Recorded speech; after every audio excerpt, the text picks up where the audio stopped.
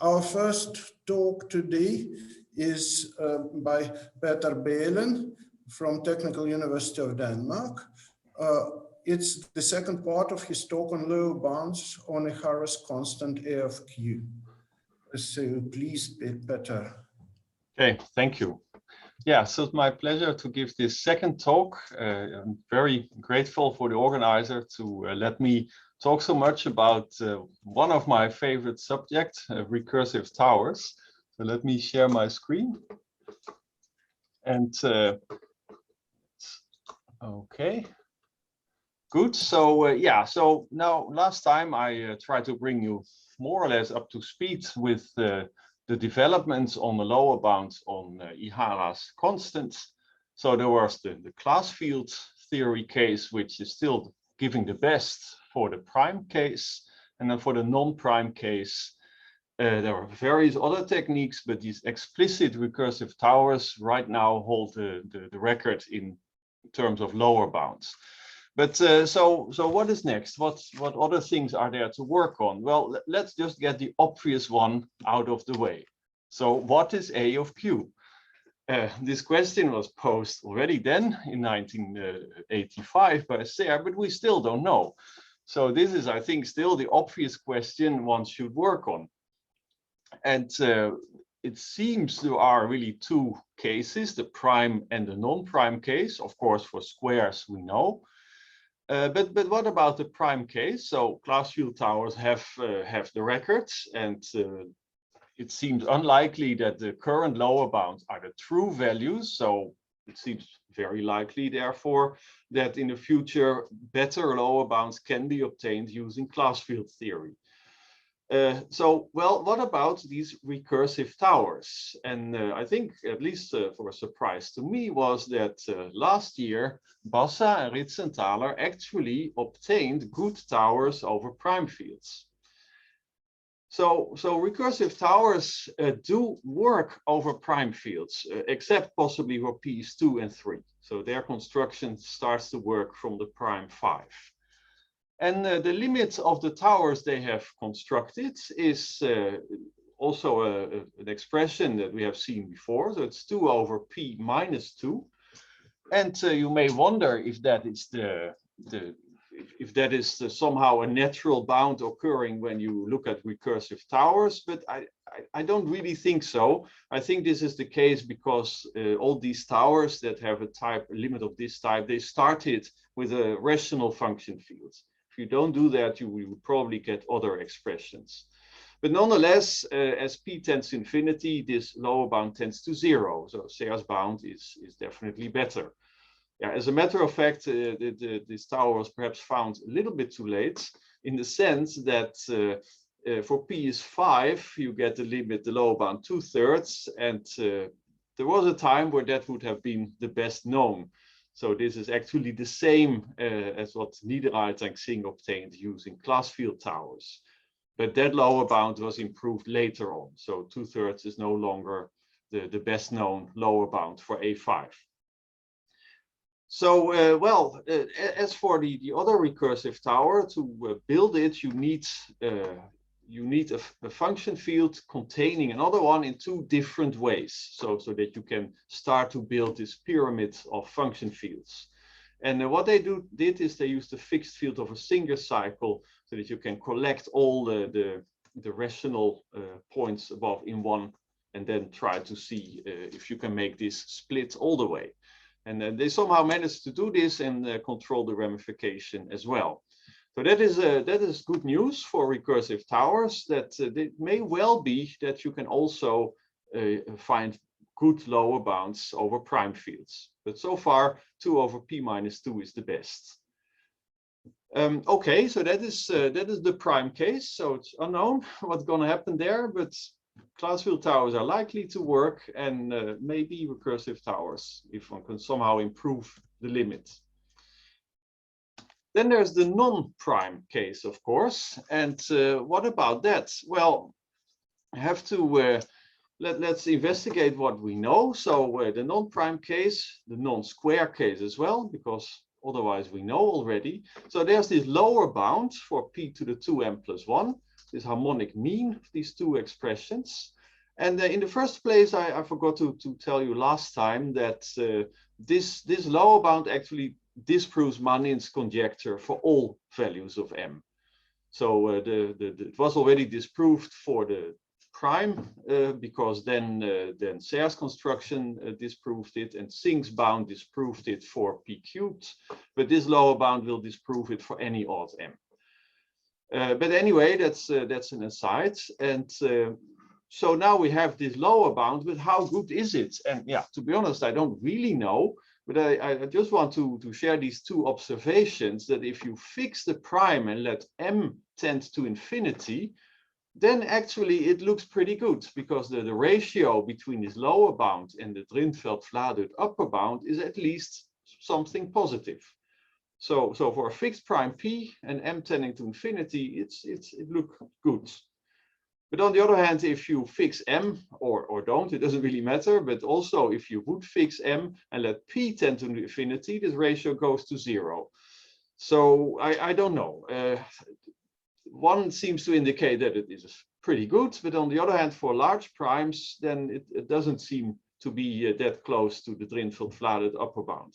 But what that really means, I don't know. But we did hear several talks today, not today, this week, about rather than what I've been talking about, fixing q and let g tend to infinity, to do the other thing, to fix g and let q tend to infinity. And somehow that seems to be a relevant comparison then. So if you could somehow do this asymptotically, so what happens if you look at a of q divided by the square root of q minus 1, and you let q tend to infinity? Well, the lim sub of that is going to be 1, because these two the numerator and the denominator are equal in the square case. But what about the lim inf? So if you could somehow show that the lim inf is less than 1, it means that you would prove that the Drinfeld-Vladup bound is not always, cannot be always attained. Also, if you would prove that the lim inf of aq over root q minus 1 is positive, then you see here that this lower bound is not going to be the best possible. But these are just loose thoughts, and who knows. So the other thing would be, is it somehow possible to find better upper bounds for a of q? And that's bound to be very difficult, because people have tried for a long time. But that would also be a breakthrough, because it would indicate that we should not aim for the Drinfeld-Vladup bound always. But who knows this? I don't know.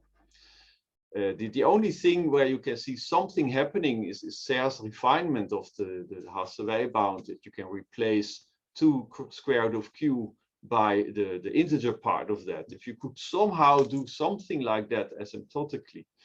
But yeah. Many people have tried and not gotten anything asymptotically out of this.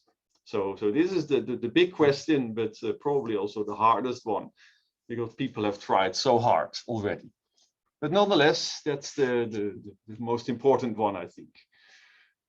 There's a second problem I would like to talk a little bit about, and that is this modularity. So Elkies, as I have mentioned last time, was good at showing modularity of various optimal recursive towers. So I gave one example last time, and Elkies dealt with many cases and showed optimality for those specific examples implied modularity. So somehow it would be nice if one can make this somehow more rigid, more explicit. So far, what we have been done, the only thing I think we could do is look at various various optimal towers and try to investigate them and see if they are somehow modular. So rather than only looking at optimal towers, there are also various good recursive towers that attain the Sinc bound. And also for those, modularity has been shown using Drinfeld modules of rank 3. So also that we now know that also these have a good interpretation. But there are many others that do not have. So here's one more example that I like mentioning. So last time Felipe Woloch asked about computer searches, and I told him that there is a PhD thesis from 2007 by Lutter, where he did this and found several examples of good towers. And one of them struck me a bit because it looked different from what I had seen before. And it was a tower recursively defined by the equation here. So we have a Kummer extension of degree 5. And what he showed is that if you pick this particular equation over the field with 7 to the power 4 elements, then this is a good tower and the limit is 6. And this is nice and interesting because somehow, okay, the splitting only happens over f7 to the 4. But just imagine for a moment it would have happened over f7 squared. Then actually this would have been an optimal tower. But it wasn't. But nonetheless, this limit 6 suggests that perhaps it comes from something that was optimal over f7 squared, but somehow it was changed, lifted, or whatever was done. And then therefore the splitting now was only visible over f7 to the 4. So somehow this is an interesting equation, and it stuck to my mind. And then later, together with Bassa and a PhD student Nut Nguyen, we understood this better. And the way this occurred is actually a nice story. So first of all, let's modify this equation a bit. This is with hindsight, of course. I'm cheating a bit here. But if you just have a simple substitution of variables here, you can rewrite this equation in this form. Okay, so why would you do that? Well, it's because in this form it occurs somewhere else. But okay, at the time we didn't know that yet. So we had this equation. It was a fifth power of the one side was a quotient of a quintic and a quartic polynomial. So okay, now let me try to challenge you a little bit. So here's a top part of a page from a document. Let me make the chat visible to me. So I wonder if there's anyone in the audience who knows where this comes from. I'm just curious if someone recognizes this. Correct. So Farshid said Ramanujan, and indeed, this is one of the pages from the very first letter that Ramanujan wrote in 1913 to Hardy.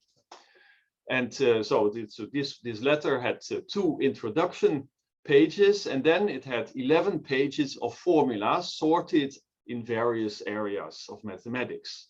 And this page 9 had several theorems on continued fractions. And here are a few examples, but what I'm actually interested in is item number 4. Let me show you that one. I guess this is a little bit too small. Let me see if I can zoom in a bit.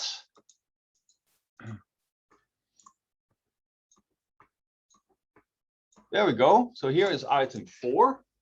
So he defines a continued fraction here. It has a substitution of variables in it, and then these u and these v satisfy a certain equation, a functional equation. And well, there we have it. The fifth power of the one is u times the quotient of 2 quartic polynomials, and these are exactly the ones that I just showed you from Lutter's thesis if you perform this small variable substitution. So this equation actually appeared in this very first letter from Ramanujan. So that is quite an interesting coincidence that this happens. Well, okay, so this equation may look familiar. It was a bit, a nice coincidence that this rang a bell. And as it goes, after a few nights, all of a sudden, oh yeah, that's where it came from. So this is how memory works sometimes. And so this is remarkable. And it's not a complete coincidence, of course, because many of the formulas Ramanujan obtained have a modular interpretation, come from modular theory. So this partial fractions is now called the Rogers-Ramanujan continued fractions, sorry. And this continued fraction has a modular interpretation, and as a matter of fact, you can use it to generate the function field of the modular curve x5. So x5 is genus 0, and this is somehow a generator of this. And this gives you a modular interpretation of this tower that Luther found. So what happens is that you take the modular tower that Elkies already worked out, x0, 5 to the n, but you kind of shift the base of the tower to x5. And then you can describe this recursively using this equation that Ramanujan already sent more than a century ago to Hardy. So I think that's a nice story. Peter, Christoph asks, who noticed that these equations come from Ramanujan? I did. You did? Yeah. Not an easy thing to do, in fact. No, it's one of these random memory events that sometimes happen. Yeah. Yeah. So that was a very nice occurrence. Yeah, so that was one very nice thing. So that is an example of a modular tower where we now know an interpretation. But here's another one. So this is a recent optimal tower over the finite field with only 4 elements. It was found by Ihara, Navarro, and Toledano in 2018. And the equation is very nice, very simple. And they proved that this is optimal. And one of the reasons they looked at this particular equation is that a long time ago, Garcia, Stichter, and myself, we tried to kind of classify possible equations for good towers. And if you look at Artin's higher extensions and restrict the coefficients of your equation to the field with 2 elements, you are only left with 4 possible equations up to isomorphism. And 3 of them gave rise to known good towers. 1 optimal over F4, 2 related to the tower found by Van der Geer van der Vlucht, and this one. And at the time, we didn't know if this would give a good tower or not. So for starters, there was this 2-boundedness lemma that didn't exist when we worked on this. So we didn't know if the genus behavior would be good. And also, we couldn't find a splitting place, at least not right from the first function fields. But nonetheless, it gives an optimal tower. So what happens is that there is a splitting place after a few levels because some of the ramification cancels out. So the splitting locus and the ramification locus are, in this case, interweaved with each other. And as far as I know, nobody knows a modular interpretation of this. This is a mystery. So we are back in the same situation as in '95. We have this nice tower. It's known to be optimal, but where does it come from? So I strongly believe there is a modular interpretation, but so far I have not been able to find it. And also there are there must be various other types of modular curves that I don't know so much about. It's not really my expertise, so I would love someone in the audience to give me a hint of what it might be, what other type of modular curves you have that where you have wild ramification and artist higher extensions could occur. So that would be really nice to know. So this is another problem to, at least for the existing optimal towers, really be sure that there exists a nice modular interpretation. And this is an open one where this is open.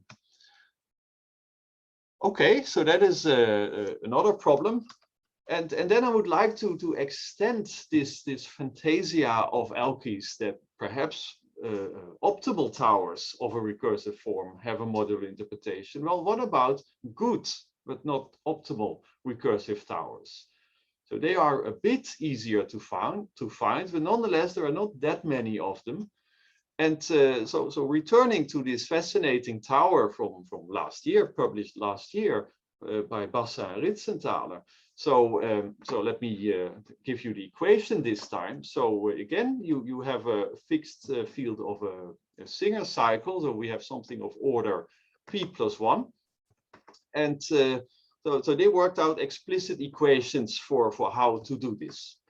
And here they are. For PS5, it's slightly different, but it's not structurally different. I think I would have preferred to add 2 to both sides of the equality and then rework the equation. I'll explain why that is later on.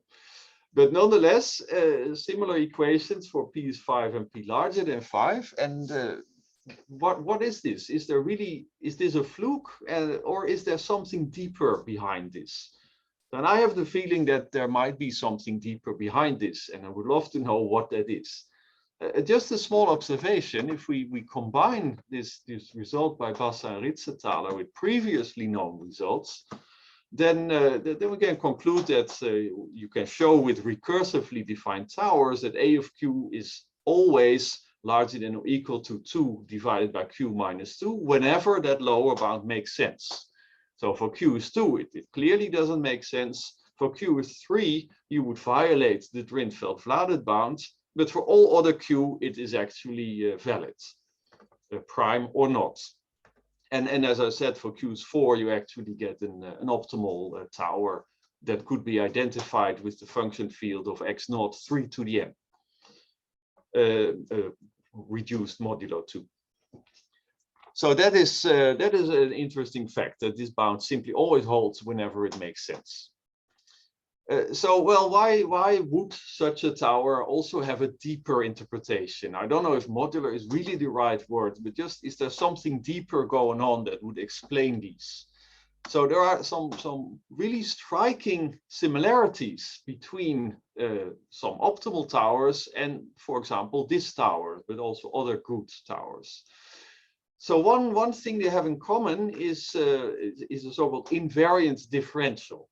So Ihara already studied invariant differentials in the late 60s for modular curves. So he introduced, if I remember correctly, in 66 or 67, I don't remember right now, a differential that's invariant under certain modular transformations. And well, this seems to happen also in the Drinfeld setting. And Ihara and also Irene Bouw, they worked out various examples of these. So how does it work? So let us pick the equation from the 1996 tower. So here it is, the trace of y, the fq squared to fq trace is equal to the norm divided by the trace now in the x variables, or shortened like this. So then, of course, if we have this relation, we can also express dy in dx. And here's the expression if you work out the details. And then it's not so hard to just by explicit computation see that if you look at this differential here, if you replace the x by a y, you get the same thing. So how to interpret this in the function fields where you have both x and y related by this equation, these two differentials are the same. So notice the exponent here, so it's a differential of higher order. And okay, so that is an interesting object. I suppose it's certainly in the classical case, but I think also in the Drinfeld modular case, you can give this a modular interpretation. So differentials of higher order, they come from modular forms of the right weight.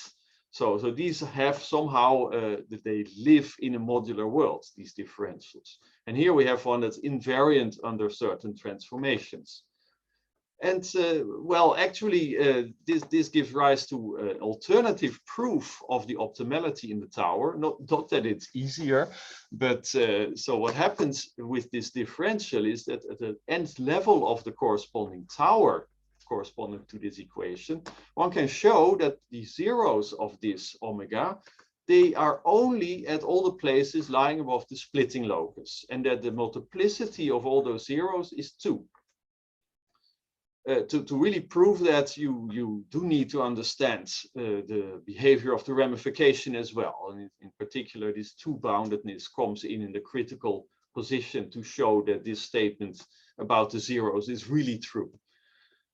But anyway, so what is the degree of the divisor of this differential? Well, it's q minus 1 times 2g minus 2 on the one hand. But on the other hand, if we really know that the zeros are all in certain rational places with valuation 2, then this degree is going to be at most 2 times n1 of fn, so the number of total places of degree 1. And this immediately implies what you're looking for, that n1 over g minus 1 is at least q minus 1. So the limit of this tower is at least q minus 1. And I think this way of reasoning, it was already used by Ihara also to relate number of points and the genus of Shimura curves, as far as I understood it. So this is nice, and it looks very modular in somehow, because this comes from certain Drinfeld modular forms. But let's look at this other tower, this Basser-Ritzenthaler tower. So so I repeat the equation for p larger than 5. But for p equal to 5, there was something similar. So for p larger than 5, this also has an invariant differential, and here it is. So it's rather explicit, and you can just verify this by using this identity.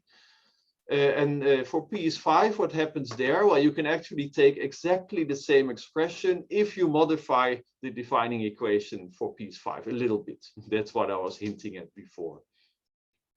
But it's essentially the same thing that would happen. So here we have an invariant differential as well. So they have this in common.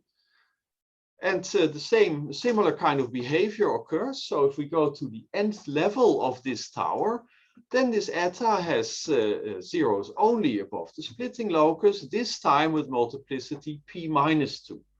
And then the same argument gives you that the degree, which is 2g minus 2, is going to be at most p minus 2 times n1, and the limit pops out, or at least the lower bound. So also here everything is quite similar, but here this seems to be, for so far we don't know why this occurs. Just to lower expectations a little bit, it's not true that if you pick some kind of correspondence like this, and it has a invariant differential, the tower doesn't have to be good.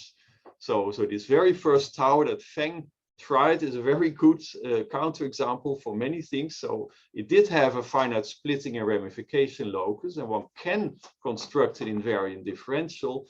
But since the ramification, the different exponents grow too fast, this key property that the zeros are only above the splitting locus is lost.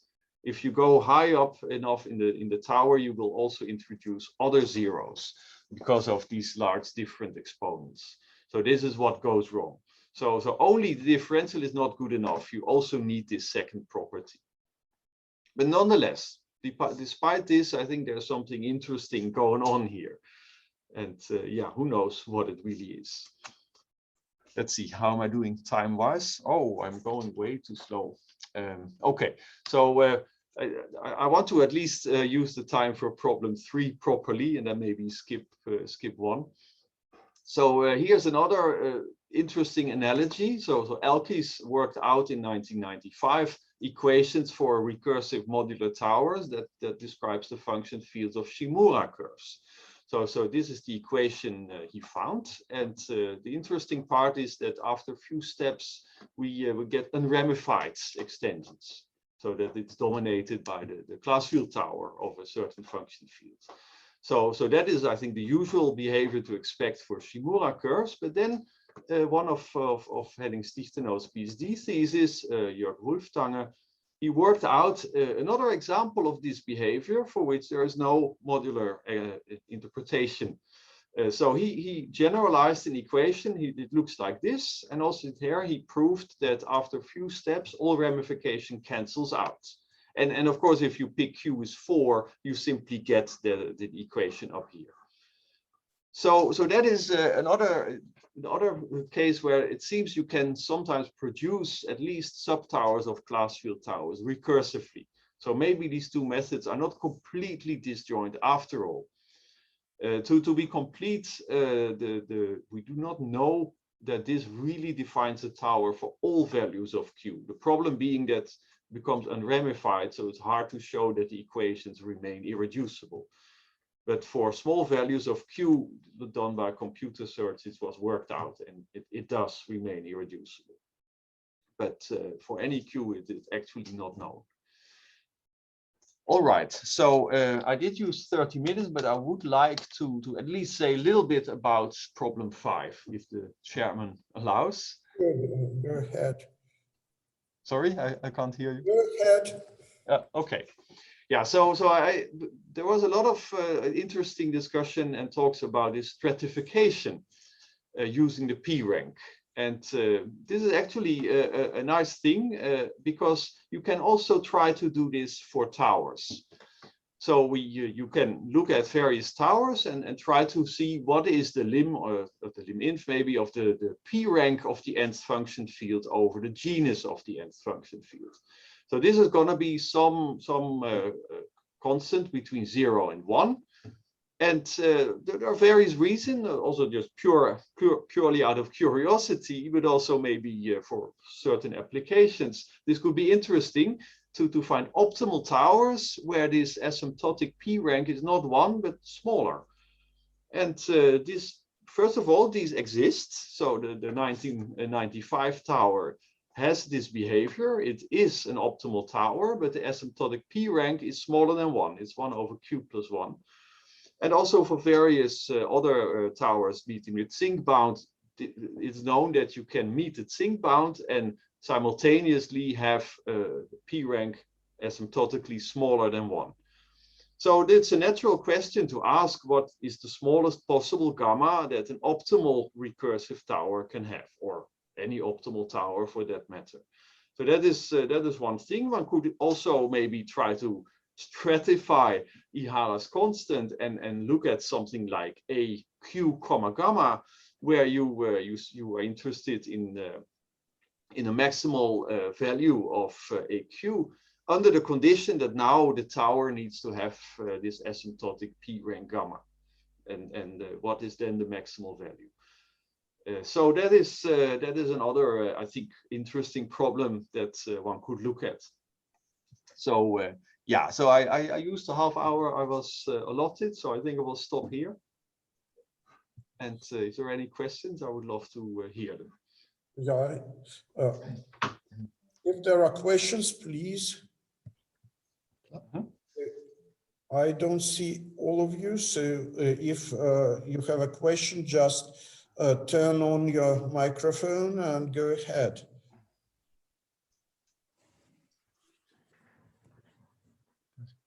Well, let me start myself then. So here on this slide, we see why are we interested in small gammas and not in large gammas? Let me see. Just a second. I need a microphone to hear the question. Yeah, do you hear me? Or not quite? Okay, can you hear me? Yes, I hear you. I hear you now. Okay, great. So you were asking about why not large P rank. So the only reason that I'm aware of is that you can use this to improve algorithms for multiplication and also for multi-party secret sharing. I mean, that's where I heard it from. This question of, can you get low P rank? So they were especially interested in the two torsion parts of the class field groups of these towers and wanted the 2 rank to be small, so to say. Then if the characteristic is 2, it's a bit easier to study this. But I think you know this because it was also based on some of the work you did. But it's of course fine as well to see what about large gamma. For me, that's equally valid thing. I should say that there are towers where it's known that that are ordinary, so where this gamma is 1, but at the same time optimal. So that is known as well. Okay, thanks. Other questions? Yeah, I have another question. Actually, I mean, I'm not at all an expert on this topic, but I find it very nice. Thanks for your talk, Peter. But actually, I'm very curious because, I mean, in your slide number 10, there is an equation, Yeah. and you said it looks very modular. And I was wondering why. Okay, no good Okay, that's reason. one. Wishful thinking. No real reason. But I find the similarities quite striking. I think that was the message I wanted to convey. No, but you have this airtight involved expression like higher operators. You also see them appear in many other towers that are known to be modular. So I guess that's what I meant. You shouldn't put too much in it. No, actually, because I mean, I'm very curious, like this thing, like how do you prove that something is modular? Like you really need to know, like, I mean, I don't know, like guessing which one is like the modular tower, and then Yeah. computing the recursion and proving that it's the same one that you have, but you have to guess somehow. Yes. Yeah. So I mean, that's also what Elkis must have done when he started to look at these towers. For many of these modular towers, you know exactly what the ramification structure is, what the genera of the function fields are. So you can try to the extension degrees. So you can try to somehow match this. But the difficulty is that maybe you're not looking exactly at this modular tower, but the slight extension of it, variation of it. Then, of course, it can be a difficult game. But that's the way to approach it. Look at the ramification structure, how many splitting places, and try to see if this matches the behavior of certain modular towers. Nice, thank you. Actually, I have another question in this direction. So, because somehow you are defining all these towers by a recursion. So, what happens if you change the first curve? So I don't know how you call it, but the starting one, and then you have the same recursion. Like, does it always produce nice things, or I mean, really the initial curve is like super important, or I don't know. I mean, there's no reason to always start with a rational function. So what you need is somehow you have a map from one function field to, I mean, an inclusion of one function field in another, and then you have another way to put this smaller function field inside it. So you need two distinct ways to put it inside. Once you have this, you can iterate this construction, but there's no reason at all to start with a rational function field. It's just easier. I think that's the reason why people have tried that more. Okay, thank you. Well, I have questions, well, or maybe comments as well. I mean, first, thanks, I mean, for this very inspiring talk. I mean, it's super great.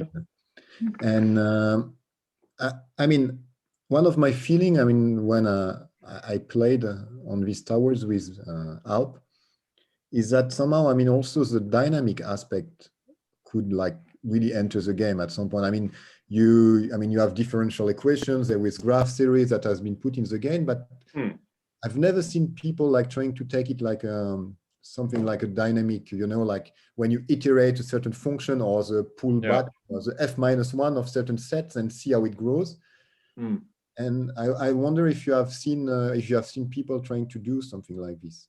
Not really, but you're right in the sense that I think that might give you some idea of what to expect on average. I mean, everybody who has tried to find good towers, they know usually it doesn't work. So probably it's true that almost always it doesn't work. But maybe using some kind of dynamical system approach, you could actually prove that. So that may well be.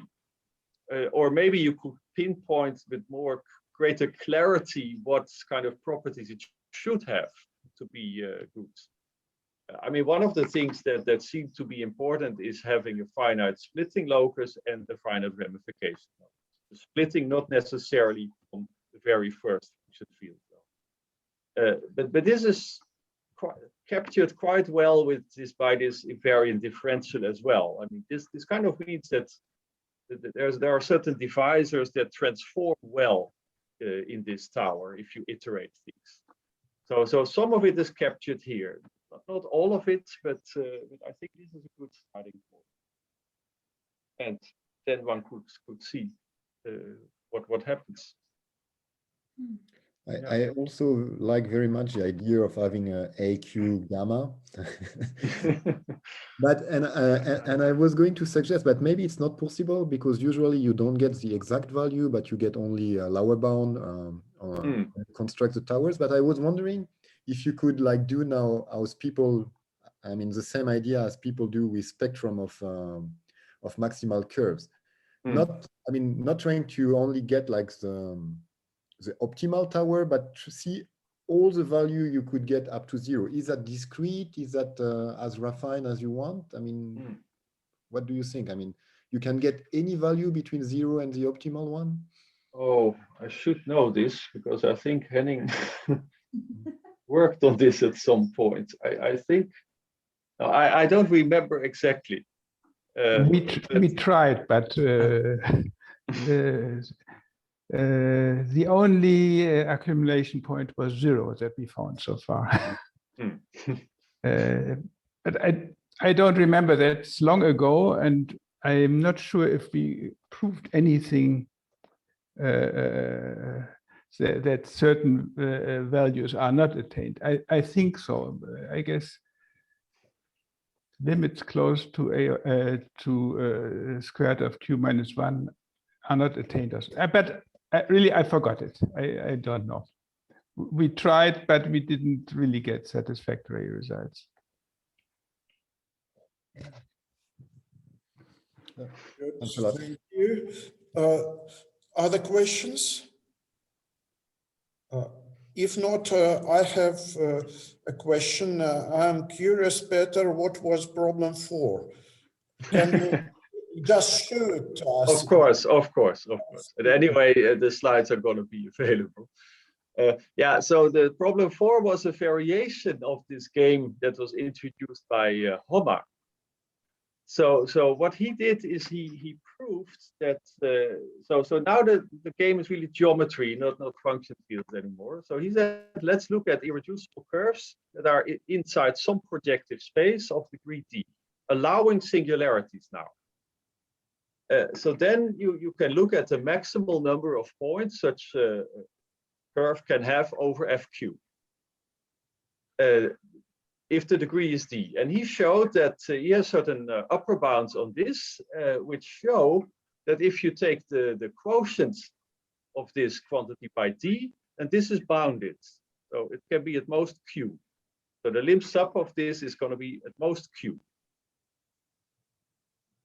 And then of course you can wonder about lower bounds, but if you just pick a sequence of curves, function fields, whatever, and you use the canonical embedding, then you get curves of degree 2g minus 2. And you know that the number of the ratio of number of points over the d tends to aq, so the degree is twice roughly, so you get this lower bound. So in particular, this d of q is positive. And then you can just now ask the question, what is d of q? And also for the square case, we don't know, and the lower and upper bound are quite far from each other.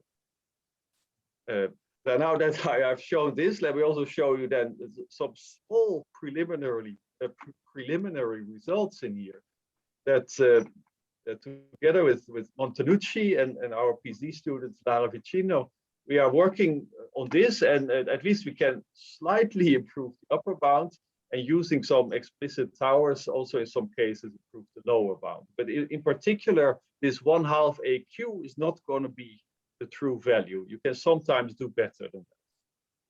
So that's the status of this. That's another variation of an asymptotic question you can ask. Thank you, Peter. Yeah. Thank you. So we have a quarter of an hour pause, and we resume. I won't say when because it's different for different people, but at the round hour, something 00. Okay, see you in 15 minutes.